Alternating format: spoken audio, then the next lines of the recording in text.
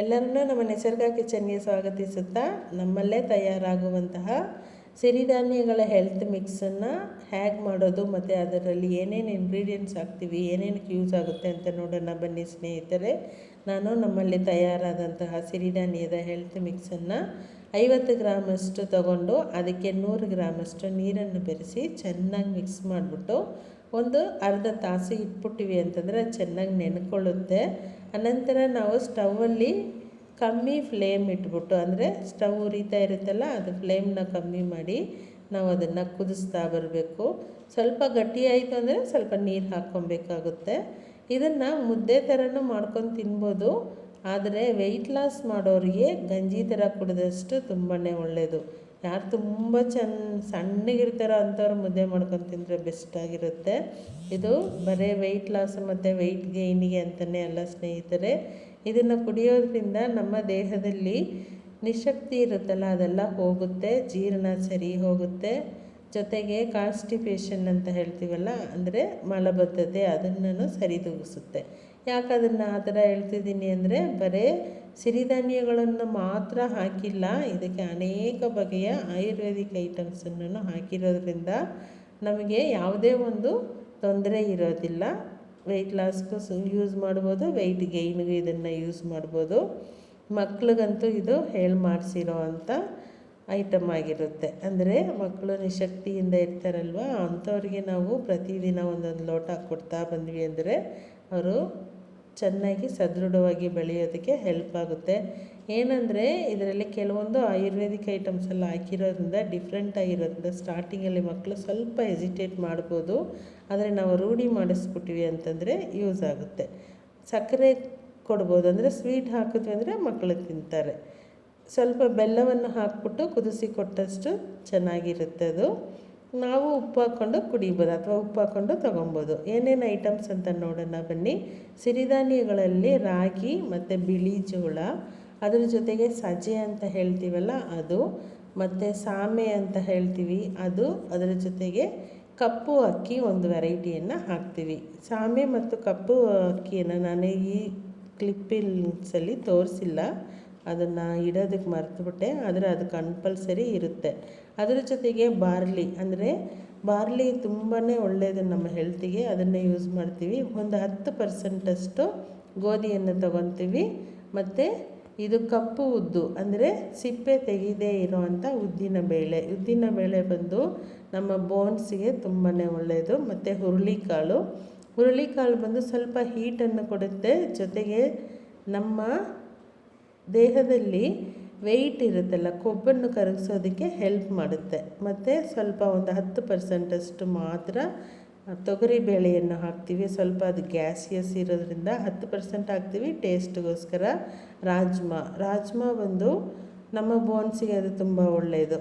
ಮತ್ತು ಕ್ಯಾಲ್ಶಿಯಂ ಜಾಸ್ತಿ ಇರೋದ್ರಿಂದ ಕೂದಲು ಉದುರುವಿಕೆಗೆಲ್ಲ ಹೆಲ್ಪ್ ಆಗುತ್ತೆ.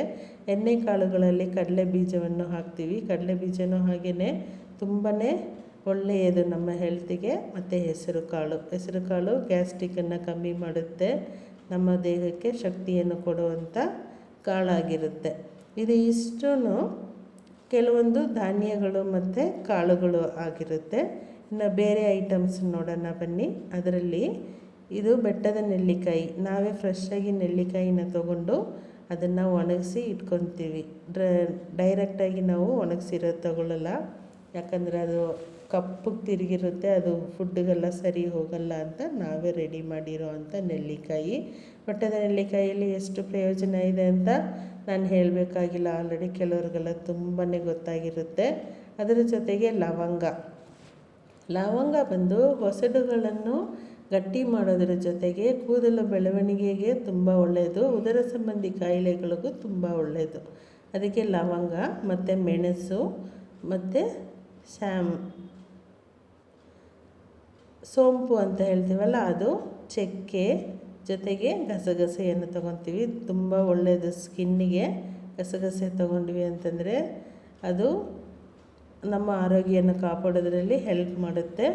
ಮತ್ತು ಜೀರಿಗೆ, ಅದರ ಜೊತೆಗೆ ಅಳಲೆಕಾಯಿ ಮತ್ತು ತಾರಿಕಾಯಿನ ತೊಗೊಂಡಿದ್ದೀವಿ. ಇದು ಎರಡನೇ ಸಿಪ್ಪೆ ಬಿಡಿಸ್ಬಿಟ್ಟು ನಾವು ಬರೀ ಸಿಪ್ಪೆನ ಯೂಸ್ ಮಾಡಬೇಕು, ಸೀಡ್ಸನ್ನು ಬಿಸಾಡಿಬಿಡಬೇಕು.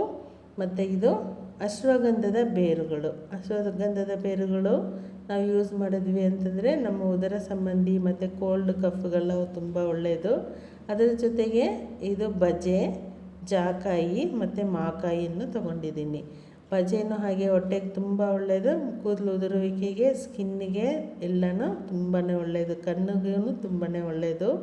ಅನಂತರ ಸ್ವಲ್ಪ ಜ್ಯೇಷ್ಠ ಮಧುರವನ್ನು ತೊಗೊತೀವಿ. ಸಿಹಿ ಅಲ್ಲದ ಸಿಹಿ ಅಂತ ಹೇಳ್ತೀವಿ. ಜ್ಯೇಷ್ಠ ಮಧುರನ ನಾವು ಸ್ವಲ್ಪ ಬಾಯಿಗಳಿಗೆ ಹಾಕ್ಕೊಂಡ್ವಿ ಅಂದರೆ ಅಷ್ಟು ಸ್ವೀಟಾಗಿರುತ್ತೆ. ಈ ಬಜೆ, ಜಾಕಾಯಿ ಮತ್ತು ಮಾಕಾಯಿನ ನಿಮ್ಗೆ ಜ್ಞಾಪಕ ಇರುತ್ತೋ ಏನೋ, ನಮ್ಮ ಅಜ್ಜಿದಿರೆಲ್ಲನೂ ಇದನ್ನು ನಮಗೆ ಹಾಲಲ್ಲಿ ಮಿಕ್ಸ್ ಮಾಡಿ ಒಂದು ಚಿಟಿಕೆನ ಕೊಟ್ಟಿರೋದು ಜ್ಞಾಪಕ ಇದೆ. ಅಂದರೆ ಉದರ ಸಂಬಂಧಿ ಕಾಯಿಲೆಗಳನ್ನೆಲ್ಲ ಅದು ಸರಿ ಮಾಡುತ್ತೆ, ನಮ್ಮ ಹೊಟ್ಟೆನ ಸರಿಯಾಗಿ ಇಟ್ಕೊಳ್ಳುತ್ತೆ.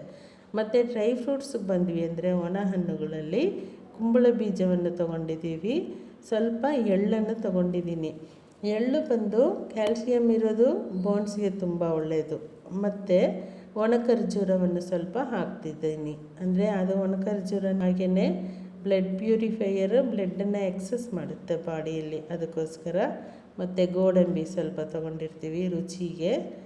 ಗೋಡಂಬಿಲೂ ಒಳ್ಳೆ ಆರೋಗ್ಯಕರವಾದಂಥ ಅಂಶಗಳೆಲ್ಲ ಇರುತ್ತೆ. ಮತ್ತು ಒಣಶುಂಠಿನೂ ಹಾಕ್ತೀವಿ, ಅಂದರೆ ಕೋಲ್ಡೆಲ್ಲ ಆಗಬಾರ್ದು ಅದಕ್ಕೋಸ್ಕರ. ಇದು ಇಷ್ಟು ಐಟಮ್ಸನ್ನು ಕ್ಲೀನ್ ಮಾಡಿ, ಪ್ರಾಸೆಸಿಂಗ್ ಮಾಡಿ, ಪೌಡರ್ ಮಾಡಿ ನಾವು ಪ್ಯಾಕ್ ಮಾಡಿ ಅವಶ್ಯಕತೆ ಇರೋರ್ಗೂ ಕೊಡ್ತಾಯಿದ್ದೀವಿ.